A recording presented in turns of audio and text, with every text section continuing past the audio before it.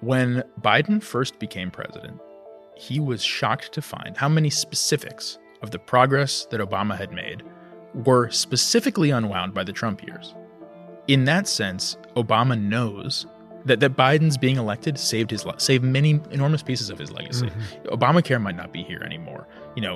None of the reforms from the post-financial crisis would be here anymore. The world would look nothing like the Obama-era order if we had two terms of Trump.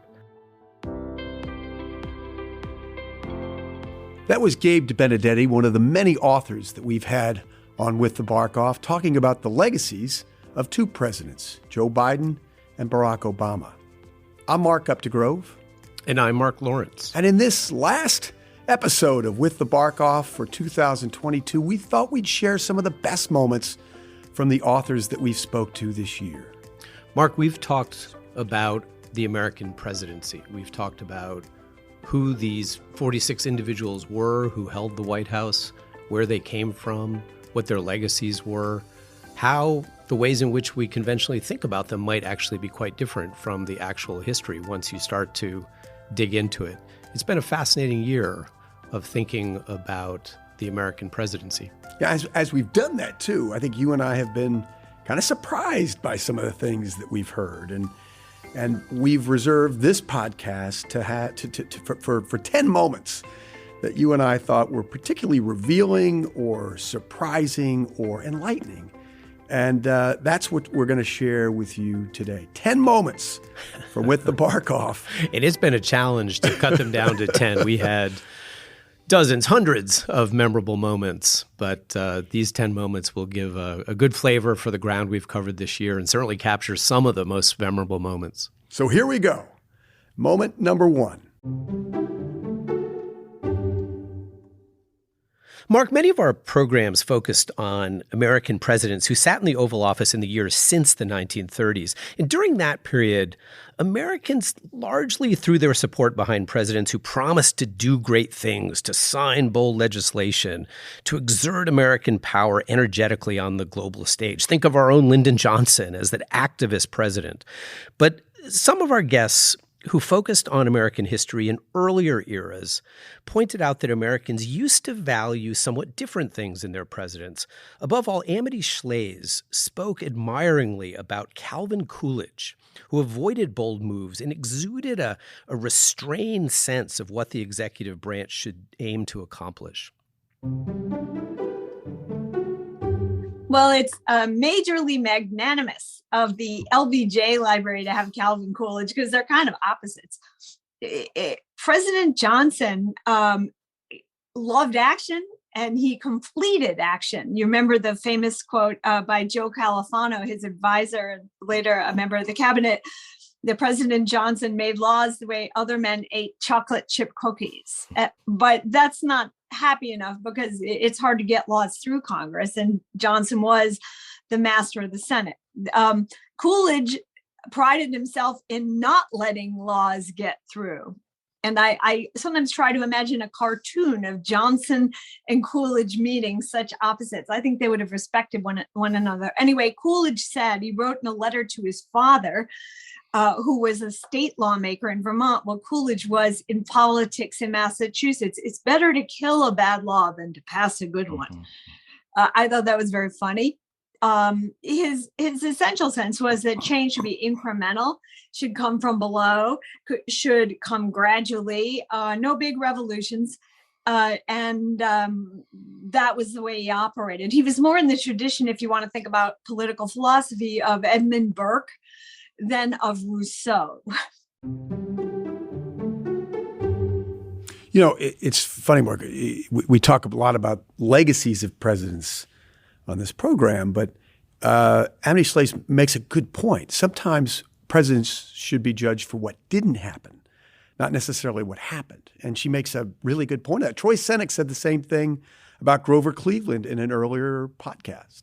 Exactly. When Troy Seneca was on talking about his new biography of Cleveland, one of the things that really struck me was Seneca's assertion that we would know a whole lot more about Grover Cleveland if he had seized some of the opportunities that were right there for him to grab to raise his profile. He could have been the man, for example, who annexed Hawaii to the United States. And this would have forged a prominent place for him in the history of American foreign relations. But he had a very limited notion of what the president was supposed to do. And in a way, he was well ahead of his time in showing sensitivity for the rights of the Hawaiian people. And he said no, and thereby lost a chance to be, among the pantheon of American foreign policy presidents. It's very different from the attitude of presidents, really, maybe since Teddy Roosevelt, but certainly since Franklin Roosevelt, who I think is the most important figure in cementing this idea that we should judge presidents by the things that they do, the bills that they pass, the steps that they take on the international stage. Robust activity as opposed to restraint, which, as we have seen, can be a presidential virtue. Yeah, absolutely. And, one of the reasons I think why men like Grover Cleveland, Chester Arthur, James Garfield are not household names in the way more recent presidents have been, and frankly, the first handful of presidents were in American history as well, is that they held the presidency at a time when Congress was really dominant, and presidents had a restrained notion of what their office was supposed to accomplish. And in a way, things have been inverted. You had a stronger legislative branch in the 1800s, and a principal responsibility of presidents at certain times was keeping them in check. Yeah. And now it's been inverted. Now you have a very strong executive branch, and a principal responsibility is, for the legislative branch is keeping the president in check. Another one of our guests, Jeremy Surrey, many months back, made what I thought was a really terrific point that connects to what we're talking about here. He argues in his book, The Impossible Presidency, that we Americans are always dissatisfied with our presidents. They never quite deliver in the way that we want them to, precisely because we have this inflated sense of what they're supposed to do in the office. So the presidency has become, in Jeremy's words, impossible. Nobody can live up to that standard of constant activism, of constantly, pushing the boundaries of legislation and constantly acting on the international stage. Americans with their expectation of that kind of president are always going to be disappointed. Mark, our conversations about presidential history constantly reminded us of the complexities of our chief executives. We have a tendency to caricature them, to see them in black and white. But the reality is often different when we look more closely. This theme was front and center when we spoke to biographer John Farrell about his book on Richard Nixon. We perhaps know Nixon best for his role in Watergate and as the architect for a conservative revival in the 1970s. But he was, as Farrell reminded us, also notable for the bold steps on the environment and civil rights. Nixon saw that the environmental, he had a very gripping introduction to the presidency. Within 2 or 3 weeks, there was this huge oil spill in Santa Barbara, California, which came to symbolize to many Americans, and especially to Californians like himself, the fact that we have to do something about the environment. Now, it didn't hurt at all that Henry Jackson and Edmund Muskie and others on the Democratic side of the aisle in the Senate were looking to challenge him in 1968 and would ride the environmental issue against him. And so he decided, both for good reasons from his heart, and also to co-opt them, being shrewd politically, that he would embrace environmentalism. And so for a period of about 2 years, he was probably the most productive environmental president going back to Theodore Roosevelt. And he doesn't send a bill to Congress to establish an agency called the EPA. He creates it with a stroke of his pen. He supports, co-ops the Democrats, supports them on things like coastal zone planning, marine mammals, the Endangered Species Act. I mean, he's there. Clearly one of the most brilliant environmental agendas of any president before or since. Then he sees that there are issues in healthcare, and he looks at Ted Kennedy, another potential rival in 1968, and Nixon. The tapes are wonderful. Nixon says, we got to do something. If we don't do something, they're going to force feed it to us, and it's going to be awful the way they do it. So let's redo it the right way. And you see that with Social Security indexing, the fact that Social Security is indexed for inflation. Richard Nixon, the war on cancer and the growth of NIH, which the medical establishment that was able to give us these amazing vaccines in record time. Richard Nixon, working with a Democratic Congress, reading the leads of his time, but in some cases, just totally surprising and baffling us when it came to the segregation of Southern schools.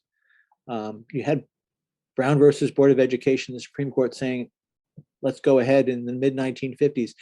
No presidential administration, not Eisenhower, not Jack Kennedy, not Lyndon Johnson had the nerve or the guts to do it. Supreme Court finally says, now it's got to be done now. And Nixon says, okay, we're going to do it. And he calls in George Shultz and others, and he puts together this plan. And within his administration, more Black kids go into integrated classrooms in the South than under any president before or since. Mark, we had John Farrell on, of course, in the last month to talk about his excellent biography, very comprehensive biography on Ted Kennedy, perhaps the last liberal lion in Washington. Richard Nixon was no liberal lion, but I remember some years back when we had Julie Nixon Eisenhower here, she said Richard Nixon was our last liberal president, and you can make a case for that, as John Farrell did on this program.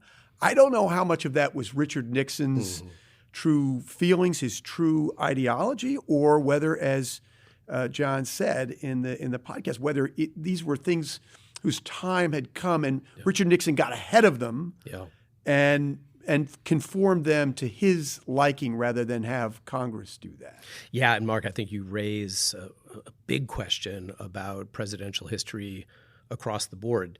Do presidents act on the basis of what they really believe in their hearts, or do they act on the basis of what they think is politically expedient? And clearly the answer is, well, both, a little bit of both, a lot of both. But I suppose the interesting question is in what balance, right? And which presidents lean more toward what's in their heart as opposed to which ones lean toward which ones act more on the basis of political expedience. And Nixon is such an enigma, I think, because it's very hard to answer that question, I think, authoritatively. Yeah, I mean, we say it took Nixon to go to China. Here was this fervent anti-communist who, went up against the pugnacious Nikita Khrushchev in the kitchen debates when Nixon was vice president and visited Russia and got great acclaim for that. This is the guy who was standing up to communism, and yet he's the one who opens China and changes the relationship between the Eastern and Western worlds irrevocably. So Nixon was getting ahead of that in a sense, seeing that the time had come for the opening of China, and he did so at the detriment of the USSR. It changed global relations. Yeah. I think one of the things that's most striking about American presidents, let's say from FDR through Carter or maybe even Reagan, is the pragmatism that ran through those presidencies. Yes, they stood up and made grand proclamations about how they wished to be understood and what their broad principles were. But really, these kind of mid-century American presidents were fundamentally pragmatic. I think Lyndon Johnson falls into this category as well. And it's useful, I think, to reflect back on that period because our politics today has moved so much away from tolerance of pragmatism, tolerance, for making things up as you go along in response to the contingencies of very challenging situations. Now we as Americans seem to want people to be ideologically pure. Right, and solid and predictable. Constant, exactly, as opposed to yielding to the evolving views of the electorate. right? And adapting our views to a changing world. That's what I think politicians need to do. I think that was natural. That sort of pragmatism was natural for Richard Nixon and Lyndon Johnson and Jack Kennedy, who came up during more bipartisan times. Mark, we're talking about presidents so far in a very, very broad way, thinking about the broad flow of American history. Let's move to a more focused question. One of the most remarkable episodes, I think, from the past year featured an interview with Paul Gregory, a fascinating man who befriended Lee Harvey Oswald in the years leading up to Oswald's murder of John F. Kennedy, a president we've been talking a little bit about here in a very different context. Gregory joined us to speak about his new book, in which he recounts his thoughts as he realized that his friend, Oswald, was the assassin who had carried out what has to stand out as America's most notorious crime. So how did the puzzle pieces start coming together for you? Well, they really only came together that afternoon where they brought Lee in handcuffed and bruised. The 2 and 2 I put together at that time was, well, it makes sense. Here's someone who believes he's bound for greatness. Here's someone who thinks they have been shortchanged in life, much of that argument was drummed into him by his mother, who was quite a disaster. So I knew he wanted to be famous. I knew that Marina, rather than being supportive of these, what she would call crazy ideas, looked upon him with scorn. So there was the factor of getting in the history books, which I knew he wanted and somehow expected unrealistically. So it was a matter of getting in the history books, and it was a matter of convincing Marina she should not scorn him, she should admire him. I think this fell into place when I saw him. I mean, if you go back to the summer of '62, if someone had said, well, this is a potential assassin, I would have thought they were totally crazy. But I never really doubted the fact that he did it, and I was very convinced he did it alone. This was a fascinating conversation. Paul Gregory might be the last person alive, aside from Marina Oswald, who really knew Lee Harvey Oswald. In fact, Lee Harvey Oswald said that himself, Mark, when he was brought into custody. He was asked about who knew him, and the only person he mentioned was Paul Gregory and his father. So we live this every day, you and me. Being in the LBJ world, we hear these wild conspiracy theories. But I thought Paul Gregory gave a very sound view on why Lee Harvey Oswald had the motive to do it. And given his delusional aspirations of creating a place for himself in history, why he ultimately pulled the trigger. Yeah, I agree, Mark. To me, Paul Gregory's description of Lee Harvey Oswald seemed really on target, plausible, believable. These, after all, were the observations of someone who had befriended Oswald and knew him perhaps as well as anyone did in those months and years leading up to the assassination. And, just when we thought that maybe there was nothing new to learn or to say about the assassination, along comes this fairly obscure figure. I mean, I have to confess, I'd never heard of Paul Gregory, and I suspect you would say the same before the publication of his book. And, for many people, it's not going to be the last word on the subject, that's for sure. But it does strike me as an important new reservoir of information and impressions that point to certain conclusions about the assassination. And part of the reason he didn't write this until now is it was really hard to come to terms with. It took him, 50 years. I think we started thinking about this some years back, but, half a century to really come to terms with what this meant. But, we will probably get a lot of emails and comments about this because we're talking about the Kennedy assassination, where people have so many opinions about wild conspiracy theories. But I've always believed, as did Gerald Ford, who I spoke to as the last surviving member of the Warren Commission, that the only plausible explanation we have to this point is that Lee Harvey Oswald acted alone. And again, based on what Paul Gregory said, in knowing Lee Harvey Oswald, that makes even more sense to me than it did before. Yeah.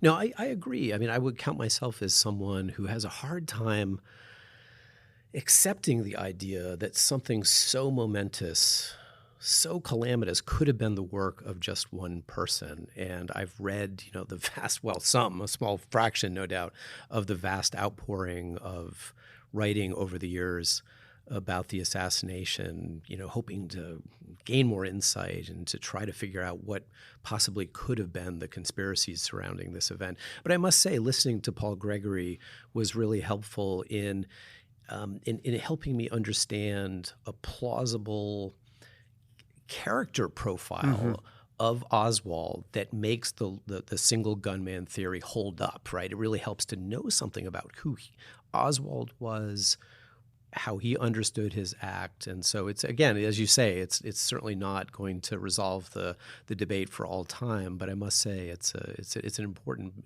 new pool of information to my mind. But if you look at that profile, to your point, this is a communist sympathizer. He's a marksman. Yep. He's violent. Yep. He, again, as I mentioned before, he's delusional. He wants to find a place in history. He believes he's great and wants to find a place in history, clearly either through fame or infamy. Yep.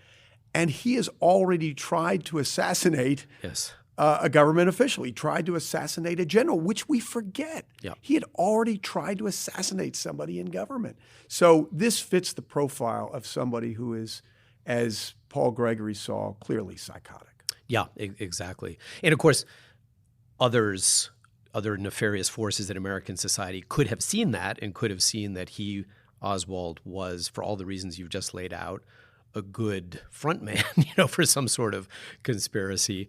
But in the absence of, strong evidence that there was such a conspiracy, I think what Gregory gave us really does give one pause, at least, that perhaps this is, an important new trove of information that buttresses that way of seeing things.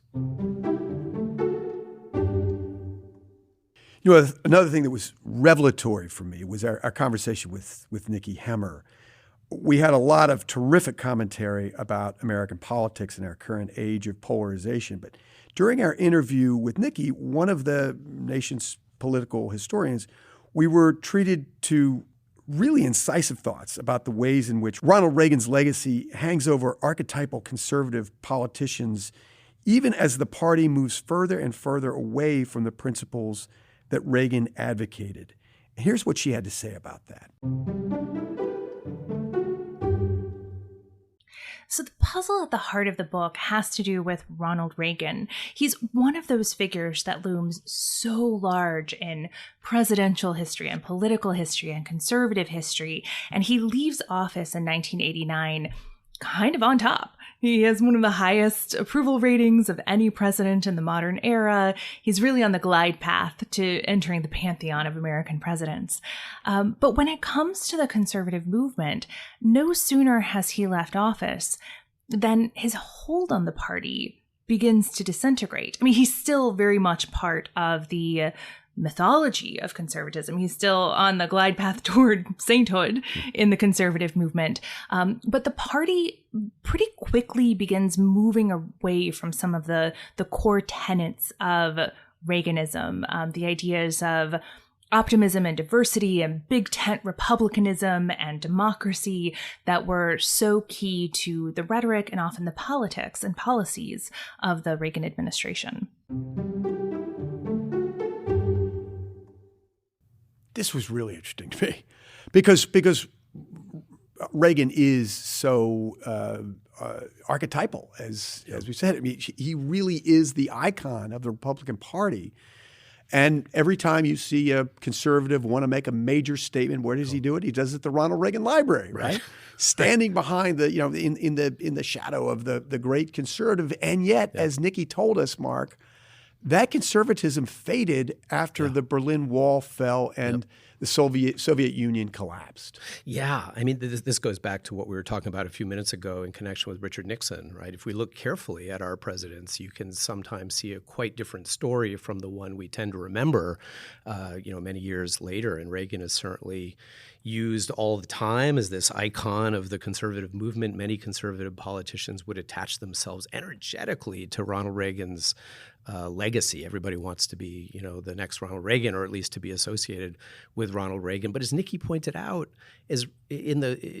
for much of Reagan's term in office, but certainly after he left office, many people on the right actually had a somewhat dim view of Ronald Reagan. The Pat Buchanan phenomenon grows out of conservative discontent with Ronald Reagan. Many conservatives had believed that Reagan went too easy on the Soviets and was too accommodating toward what had, after all, been America's staunch enemy. Reagan had been too much the moderate when it came to, let's say, judicial appointments or tax increases. Any number of issues really enable us to see Reagan as much more pragmatic than we sometimes remember in our desire to see him as this ultra-principled conservative figure. And it's clear when you look at Donald Trump and today's Republican Party, it's the antithesis of Reagan in many respects. And yet, what Nikki told us, Mark, is that as Pat Buchanan emerges in the early 1990s as a potential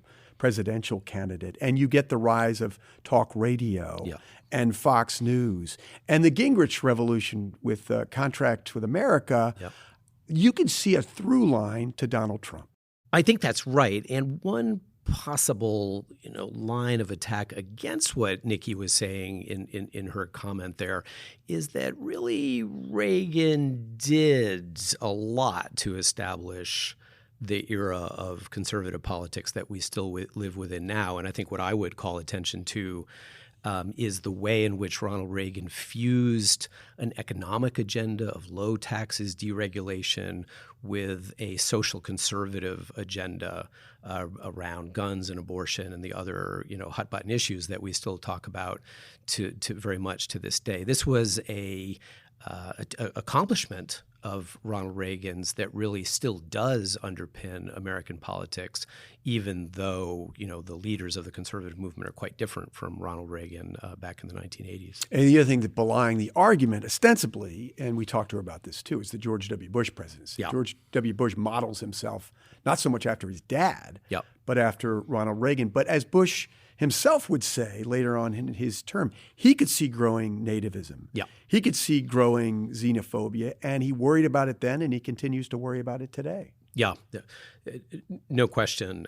Probably the issue where Reagan and George W. Bush on the one side and Trump these days and all that he embodies are most different is in connection with immigration and trade, right? And the new emphasis in the Republican Party under the leadership of Donald Trump and others is on what I think we can kind of broadly think of as the tendency to guard America's borders, both in terms of the flow of goods and economic exchange and people as well. Ronald Reagan, George W. Bush were very committed, I think, to what we might call globalization, right? The flow of people and goods, whereas in this third decade of the 21st century, within the Republican Party, there is clearly very strong pushback against that. And part of that, as we discussed, is the Donald Trump phenomenon, and that gets us to our next moment. One of my favorite moments of this year was when the New York Times' Jonathan Martin, co-author of the best-selling This Will Not Pass, talked about the experience he had of interviewing our 45th president at his estate Mar-a-Lago in Florida. I think this is one of those you can't make this stuff up moments. You and Alexander Burns traveled to Mar-a-Lago to interview former President Trump for this book. What was that experience like? 2 points. One is we pull up to the gate and there's a person with a clipboard and then a single Secret Service agent holding a gun. And there's tropical breezes and there's a palm tree swaying. And we're thinking to ourselves, we know what this archetype is, but it ain't an American one. I mean, we've seen that movie, but just not here, right? Which is the exiled strongman at his tropical retreat, plotting his return to the capital and desperately trying to figure out who in his coalition is still loyal to him, hunting for intelligence about the governing party. I mean, it's so Banana Republic-esque, if you will. And so that's the immediate takeaway of, oh my gosh, I know what this is, but it's not supposed to be here. It's supposed to be in Peru and Argentina. That's number one. Number two is, this is April, Mark. We're 3 months since Trump left office in 2021. And, he's ranting about the stolen election, obviously. But on the other hand, he's back to his old life. He's a hotelier. He's running a club in South Florida. And so, he had nuclear codes a half an hour ago, and now he's talking about prime rib night. And I'm not exaggerating, right? It's like the interview ends at 5:15, and in South Florida, that's early bird time. And so all of his patrons are sort of flocking into the club. And the reason why he wants you to end the interview at 5:15, and you'll appreciate this, because it's classic Trump. He wants you to see his patrons come in and greet him and genuflect, because that, he thinks, will send a message that he's still got a lot of juice and that people are still loving him. They're flocking to his club. And vice versa, he wants his members to see him being interviewed by us, the book authors, because that will tell them, oh, Trump may have lost, but he still has a lot of attention, and these reporters are coming down here to see him. And so it's all about the perception and the image for Trump. One of the generalizations that I think holds up 100% with respect to Donald Trump is that he broke the mold for what it meant to be an American president and also an ex-president. Here we see Donald Trump behaving in ways that we would not have expected of Harry Truman or Jimmy Carter or Ronald Reagan once they left the White House. We do this podcast the week after Donald Trump launched his trading card business, where there is a series of cards, collectible cards, I will have you know, at $99 a pop, of Donald Trump in different superhero incarnations. And yet, while Donald Trump is certainly not a superhero, he does have a superpower. Indeed. And that is this Teflon quality. We just talked about Ronald Reagan, and Ronald Reagan was called the Teflon president, but he had nothing on Donald Trump. Nothing sticks to Donald Trump, including the wild antics of his presidency, most significantly the fomenting the attack on the Capitol on January 6th, the citadel of democracy, which he plotted very carefully, as we learned from Jonathan and Martin and others on this podcast, Mark. That's the astounding thing about Donald Trump, and the fact that he has done all these things and remains a viable presidential candidate. Yeah, I agree with that, Mark. Although I also think that sometimes we sell Donald Trump a little bit short. These almost comical scenarios, that are the bread and butter of so many books that have been written about Donald Trump are really remarkable in many ways. I would not deny that. And yet I think we have to remember that Donald Trump saw something in the American electorate that really no one else was seeing in 2016. He was seeing that a lot of Americans were fed up with the system as it existed, and they loved the fact that he was poking the establishment in the eye. A true iconoclast. Exactly. And this was good politics. This worked. And I think he was onto something very real in American life, which is that the system is working great for some folks, particularly the more affluent, the more privileged. But it's broken in many ways for people whose voices are often, less heard in American life, right? They weren't responding to polls in 2016 in a way that it made it very difficult for a lot of us to see what was coming in the 2016 election. But there was this vast pool of opinion out there that delighted in the fact that he was an iconoclast, right? That he was willing to take on the establishment. And of course, he did it in very crude ways that are offensive, to many people who write about Donald Trump. But I think for many Americans, this was long overdue, in fact, in a country that had become too polarized between the fancy elite and everybody else who was being left behind. It's amazing to me how much the American people have responded to that venality, that vulgarity. Yeah. Because they're so fed up with this system. We've always had populists throughout the course of our history, but they've not resonated to the degree that Donald Trump has. We've never seen a populist like Trump rise to the presidency and defy all of the norms, including at times trampling on our Constitution. This truly is an anomalous American president. It really is true. I agree with you 100% that the vulgarity, the combativeness of this brand of populism is striking and disturbing. In many ways, Ronald Reagan came into the presidency on a kind of populist tide, but as Nikki Hemmer told us during our interview with her, it was just so optimistic, right? The flavor was optimism. Right. The flavor was America's back. And, you ordinary Americans have a stake in your country, whose best days are still ahead.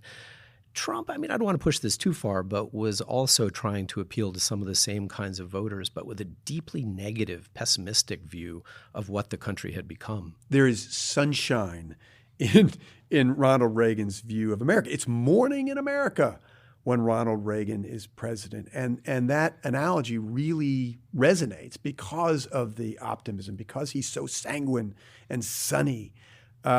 We don't have that with Donald Trump. It's midnight with Donald Trump. It's really dark in the Trump presidency. And that is one of the reasons I think that Ronald Reagan was able to be so stern in his message is because underlying that was a certain optimism to make America great again. That was his slogan, of course, before it was Donald Trump's.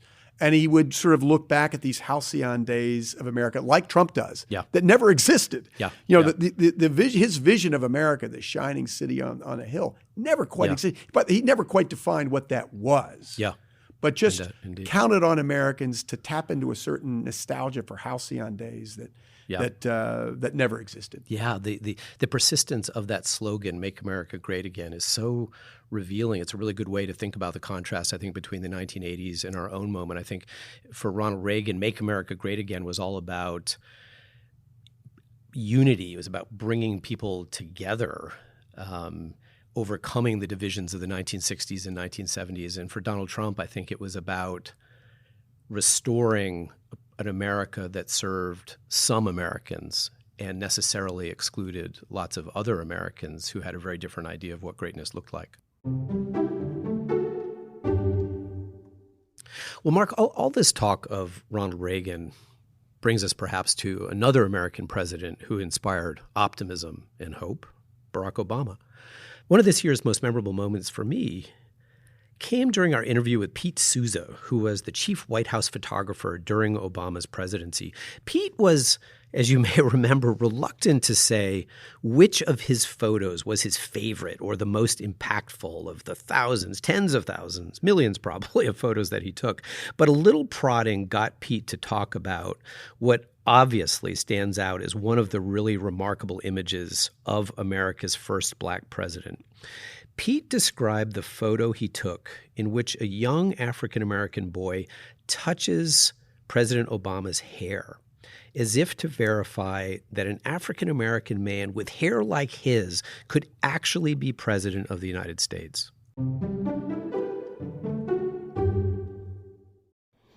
Well, I think there's one that maybe captures the time and what he meant.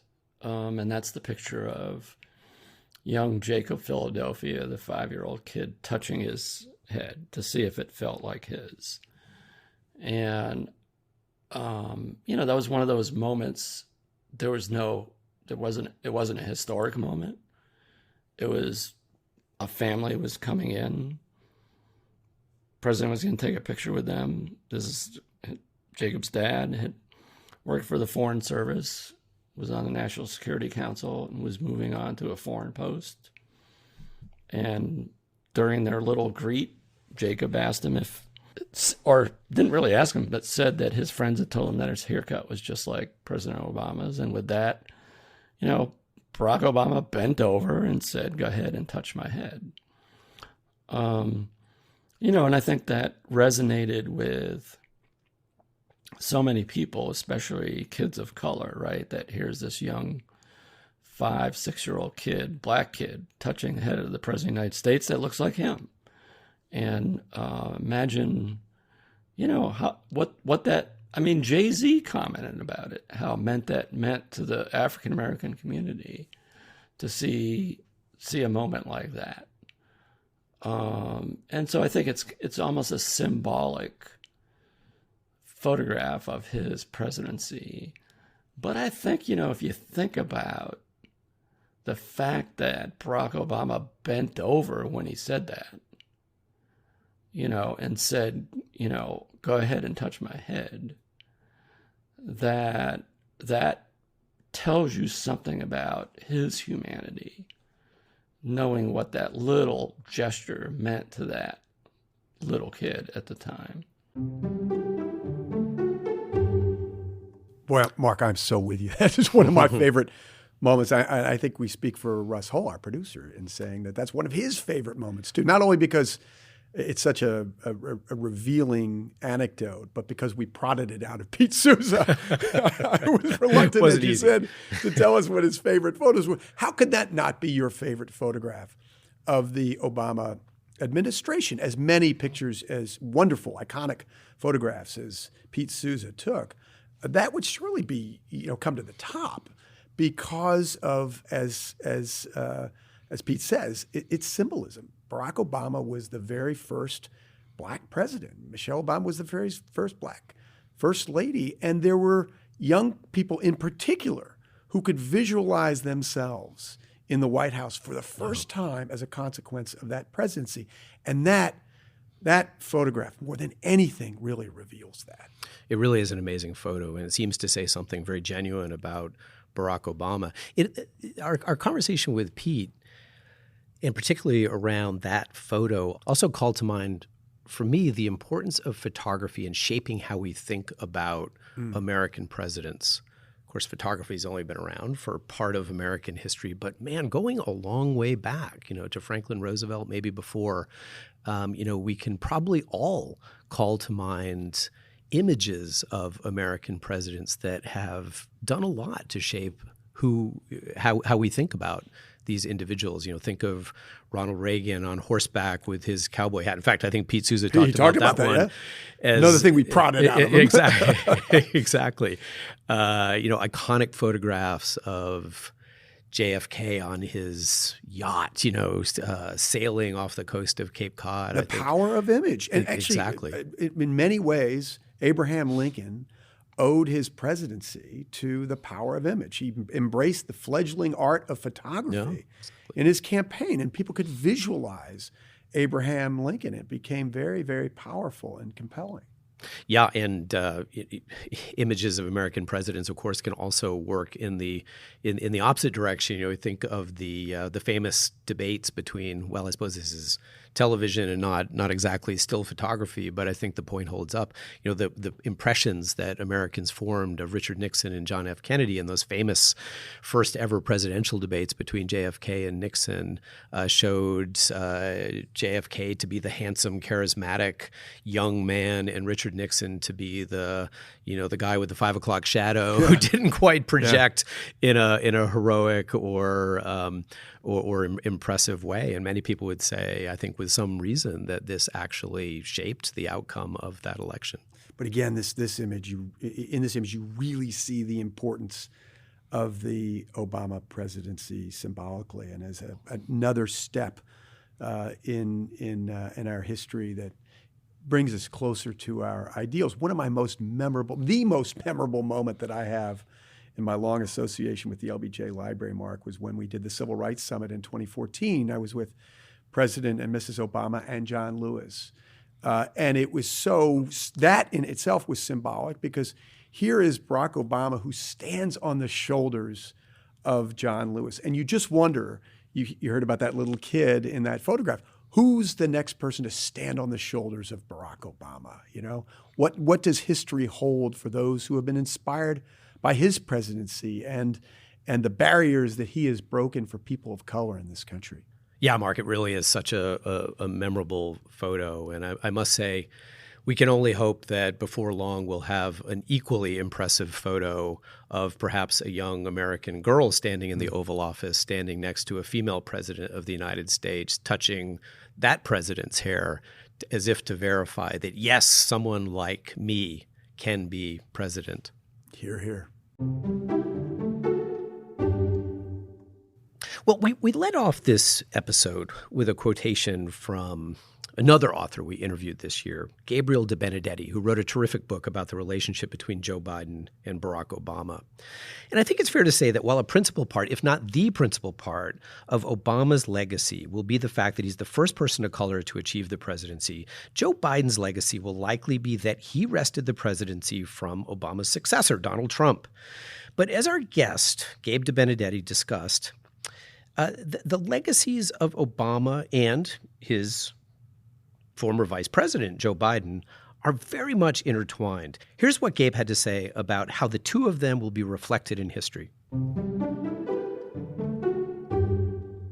Biden obviously, will be remembered as the person who stopped Donald Trump from being president. That's going to be the first line of his obituary, of histories of the presidency, period. He hates that, but it's true, unless something dramatic happens now. But it's also true that what happens next after that, still has to be determined because, of course, he could do a lot as president still. But his role as Obama's number two is absolutely central to the way that he'll be remembered. And the work that they did together is absolutely central. Now, what's not obvious is whether they're both going to be remembered as flanking the Trump administration, and that's going to be the way that we remember them. Obama is obviously a world historic figure no matter what happens now. It's not yet obvious that Biden will be. Yeah, Gabe's book, The Long Alliance, is really interesting. The relationship between Barack Obama and Joe Biden was spun by the White House as being this kind of bromance. These two rivals for the Democratic presidential nomination in 2008. The old lion from the Senate and the young Turk, Barack Obama, coming together on the ticket and winning in a rousing campaign in 2008. And what a love story this became. But it is a far more complicated story. Of course it's going to be a complicated story. These are two incredibly ambitious guys from different generations. They had different hopes and aspirations for their own careers, and then they find themselves together. But there are naturally going to be some complications around the relationship, Mark. And I think Gabe did a really good job of drawing this out in the book and in our conversation with him. Absolutely. My big takeaway was exactly as you suggest, that this relationship has ebbed and flowed and had all kinds of complexity across, of course, a very long period of time. And going back to a big theme we were talking about a few minutes ago, complexity of American history. Perhaps it should be no surprise. These are complicated individuals who in many cases were pursuing the same goals, the same offices. So there was rivalry there built into what was also a friendship and a partnership. But without question, they will be inextricably connected in history. More, of course, than many presidents and vice presidents have been historically, precisely because, of course, both of them held the presidency themselves. But this subject, the Biden-Obama relationship, calls to my mind the longer history of relationships between presidents and vice presidents. And there, too, there's been an awful lot of variability and complexity across time. Some vice presidents have been deeply involved in policymaking, as Biden was during Obama's presidency. Other vice presidents have been very much marginalized by the president on the fringes, really, of power and influence. But it's really interesting, Mark. One of the most interesting things about this book is you realize Joe Biden underestimated Barack Obama coming in. But Joe Biden thought that his long history in the Senate made him a more logical presidential contender than Barack Obama, who was the new kid on the block. And then Barack Obama, at the end of their 8 years, underestimates Joe Biden, thinks that Hillary Clinton is the future of the party. He backs her very quietly, over Joe Biden. He doesn't think Biden has a chance even in 2020 at times. And so you wonder, and we'll get to this in a moment toward the end of this podcast, but you wonder now what Barack Obama thinks of whether Joe Biden should run or not in 2024.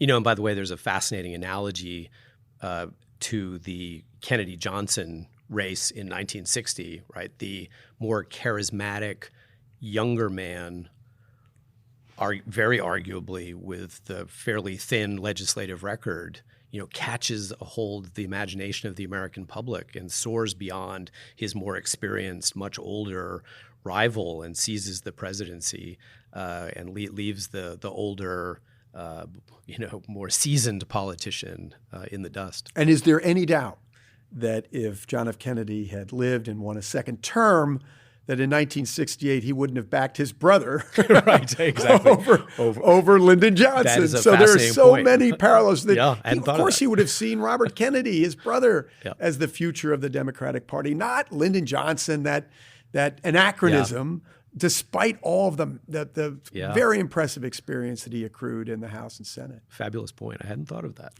Well, that's one of the many provocative things that you will take from this podcast, Mark.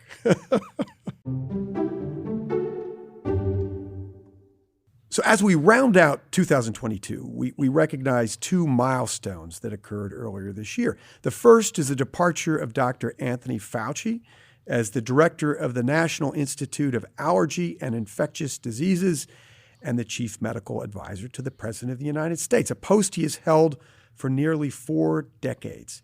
He talked to us about the mission that has guided his life in medicine, reflecting his own outsized legacy as he leaves his post.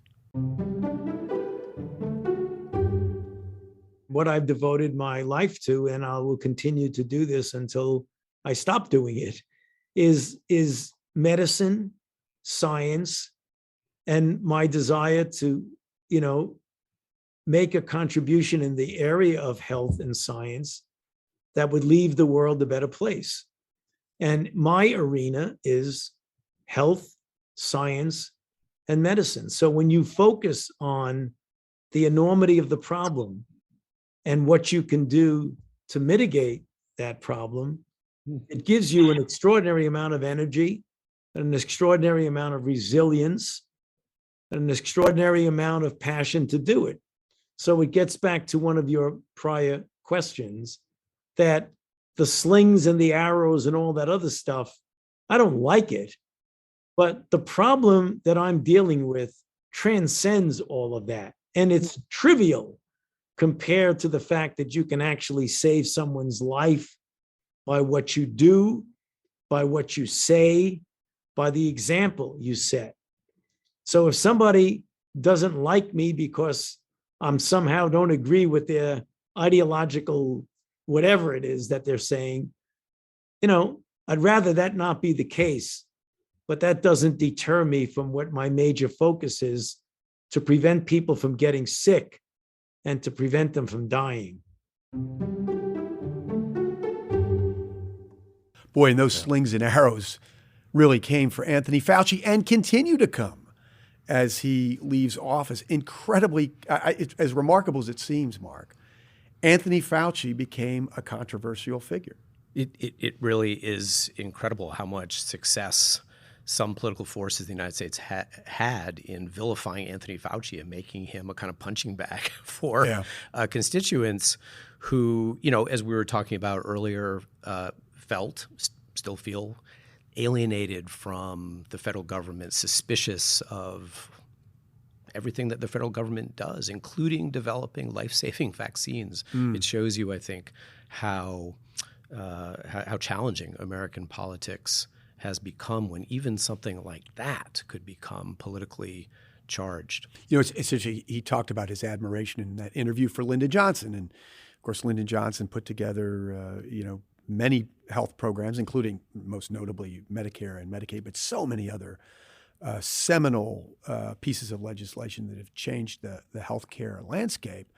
But one of the things that we have to recognize is when Lyndon Johnson was president, faith in government was at an all-time high, 72%. Now it's at 18%. Yeah.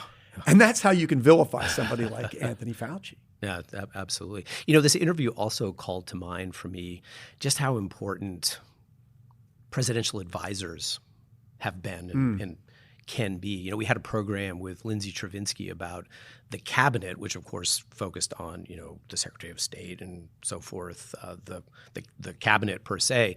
But, I think there's also a wider array of advisors who surround the president going beyond the cabinet. As a figure like Anthony Fauci can have profound influence, and certainly he has in recent years. Some figures like this have actually become well known, I think, because they, to some extent, push back against the president and force the president to confront realities that were maybe not politically advantageous to the president in question. And I think we often look back on figures like that, controversial though they were in their moment, as having heroically stood up for something really important. Pete Souza talked earlier in this program, in our interview with him, about Barack Obama's humility when he bent over and that young African-American boy touched his hair. What a powerful moment that was, and it reflecting the humility of Obama. But, when we spoke to Dr. Fauci, Mark, one of the things he talked about was his experience during the AIDS crisis of the 1980s. The other major plague that he has dealt with during the course of his fruitful life. Mm-hmm.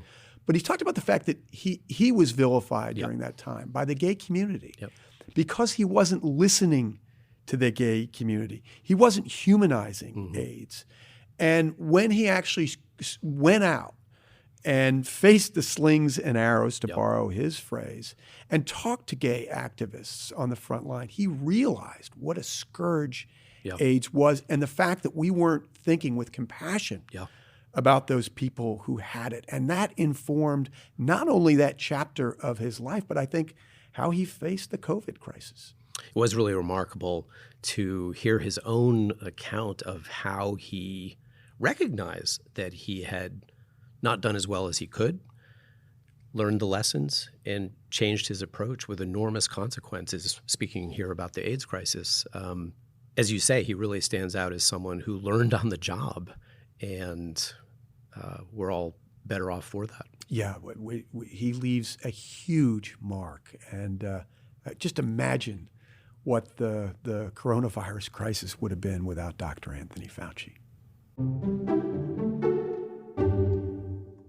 Well, Mark, even as we were dealing with COVID, another momentous occasion came in 2022 with the passing of Queen Elizabeth II, who reigned as the Queen of England for a remarkable 70 years. Another one of our guests, NBC News' Ali Vitali, talked about the Queen's symbolic significance as a female head of state and what it meant for the prospect of seeing other female leaders throughout the world. When we spoke to her, Ali had just published a new book called, provocatively, Electable: Why America Hasn't Put a Woman in the White House Yet.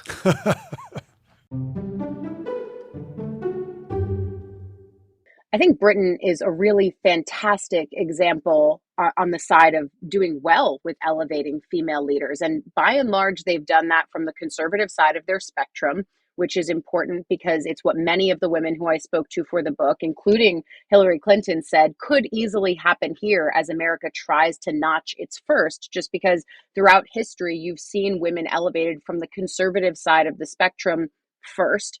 Clinton was very quick to caution me that that's not what she hopes happens. But as a student of history, it's what she's prepared for in some ways.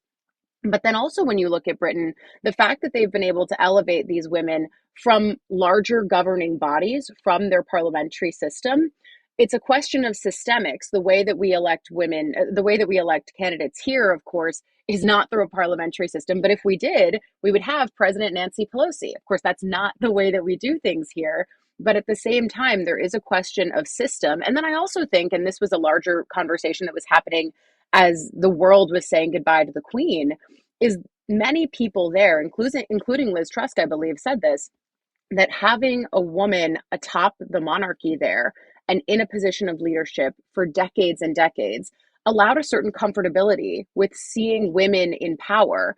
And it sort of took away the permission structure there to say, well, women can't be leaders in this fashion, in part because they had seen Thatcher. But prior to that, they had seen the Queen. And that was really important because there is an aspect to this that's seeing is believing. And part of it in the United States is the imagination barrier. The fact that when women run for president, not only are they doing what every candidate does, which is saying, imagine me in the Oval Office. Women have to go the extra step and say, imagine me, someone who has never looked like any president before in the Oval Office. Goes back to that photograph, right? Yeah. As you said, at some point, some young girl is going to touch the hair of a female president and imagine herself in that role. But the Queen gave us an opportunity to do that. I mean, 7 decades as the Queen of the United Kingdom is a remarkably impressive reign. We also talked about ideas whose times have come. And as Ali said in her book, it is about time that we elect a female president in this country, Mark. I mean, that's the thing. Queen Elizabeth, remarkable though she was elevated into her position by virtue of birth, right? By virtue of who she was in a very fundamental sense. The obstacles to a woman emerging as president of the United States or perhaps in other positions at the very highest levels of power strike me as really formidable after speaking with Ali Vitali. She highlighted for us, I think, many reasons why the American electorate has been and continues to be skeptical of female candidates. You know, what struck me about her book, we have to remember that Hillary Clinton won the popular vote in 2016. But what astounded me about the book is how much harder a woman candidate has to work relative to a man in so many different respects. And she statistically bears this out through various research that she shows. Eventually, I think we will get to the point where we are able to offer the American people and the world a female president. We never had more female presidential contenders than we had in 2020. Surely we will get there, but without question, it will be as big a milestone, I think, in many respects, as President Obama being elevated to that post in 2009. Ali Vitali really drove home for me the fact that men in American politics seem to be able to run on promise. That is, what they can probably deliver once they're elected into office, whereas women face a higher barrier in terms of demonstrating what they've already done. Right? They have to have an impeccable CV with every accomplishment under their belts and properly framed and properly explained to the American public. They have, in other words, a higher bar for getting the public's attention and convincing the electorate that they are viable candidates for office. Yeah, we had another podcast with Barkov about how long it took to see women's suffrage come to fruition, and I hadn't realized this before I had read the book.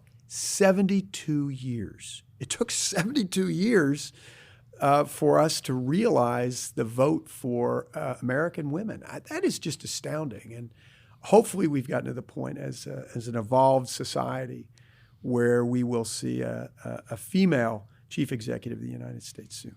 Certainly in that interview, Ali Vitali was very optimistic, I think it's fair to say, about the array of female candidates who are emerging in American politics who could be formidable candidates for the presidency even in the near future. So, I think that was a very inspiring conversation in many ways, full of good news about what lies ahead for women in American politics.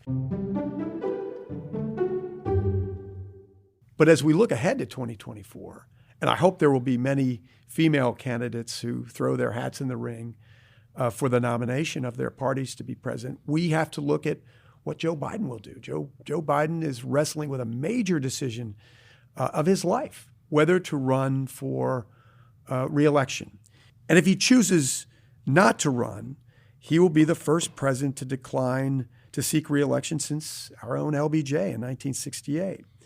But as our guests Darlene Superville and Julie Pace suggested, our First Lady, Jill Biden, will be a driving force in determining what path he ultimately chooses. It is one of the most fascinating questions.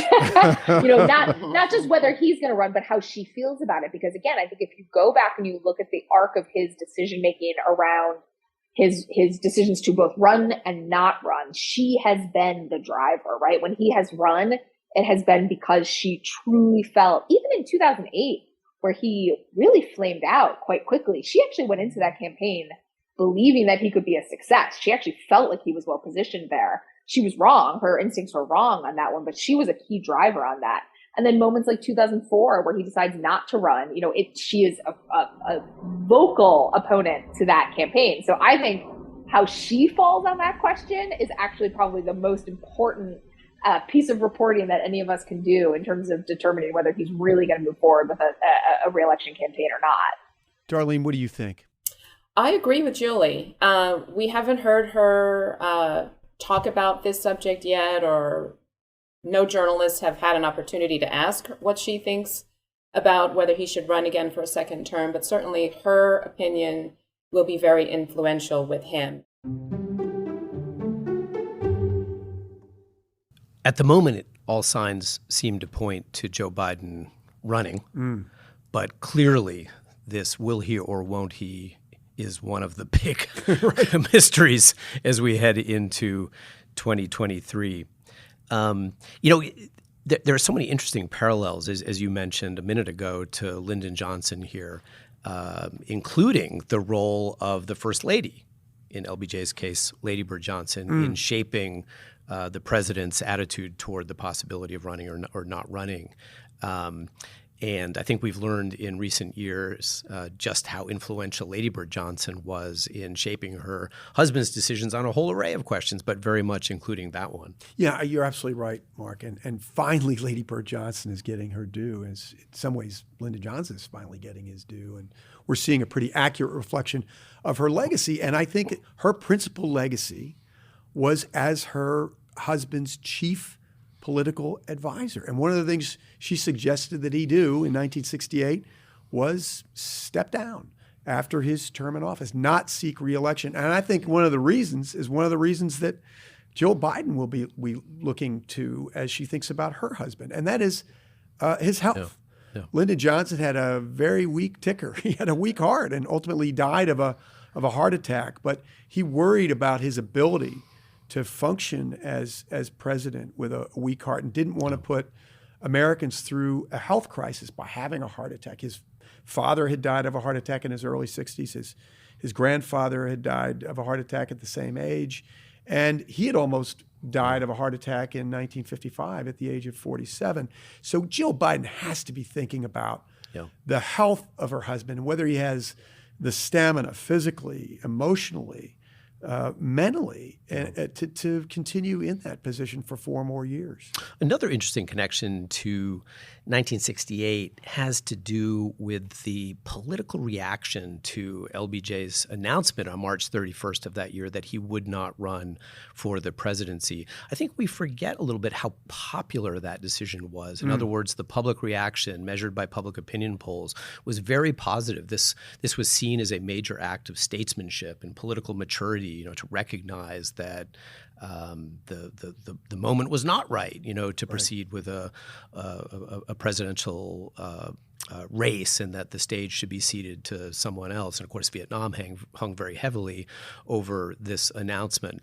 We lose sight of that in that burst of approval, I think in part because Martin Luther King was assassinated tragically just 4 days after LBJ made this announcement. So there's only a tiny little window of time there in which to see the positive effect. But it seems to me Joe Biden might, as part of a whole mix of considerations, reflect back on 1968 and take account of the fact that LBJ's legacy was probably improved by this act of concession in the interest of the national good. And humility. It goes back to humility, right? Yeah. I think that the American people saw this paragon of power understanding that he probably wasn't the right guy to carry the nation forward, to move ahead, that his time had come. Yeah. And I think that Joe Biden, again, has to make his own decision. He's earned the right to make his own decision, honestly. I think any president does. Yeah. Once he, gets the will of the people and ascends to that role, he should choose someday. Hopefully she should choose for herself whether they should continue on. But this will be a major decision that Joe Biden will make surely in the first half of next year, and something that we will come back to on this podcast. Mark, it's been such a pleasure to collaborate with you on With the Bark Off, conversations from the LBJ Presidential Library throughout 2022. And I can't wait to see what 2023 brings. One thing I'm confident of is that we will have guests every bit as terrific as the ones who joined us in this year that we're bringing to a close. Before we sign off, though, I think we need to thank some folks who've had a major role in bringing this podcast to life, besides the two of us. First of all, we want to thank you, our audience, for tuning in. This has been a joy for Mark and me. And Mark, what a pleasure it's been to be doing this podcast with you throughout the course of the year. But we also have an incredibly able staff behind this podcast, including our multimedia producer, Russ Hull, our assistant, Hannah Green, our director of public programming, the great Sarah McCracken, our director of communication, Ann Wheeler, and our social media manager, Rebecca Zito. They have so much to do with this podcast, and Mark and I are deeply grateful to them for helping to make this happen every other week. Thank you, Mark. Look forward to talking with you again in 2023. Happy New Year, everybody. We'll see you in 2023.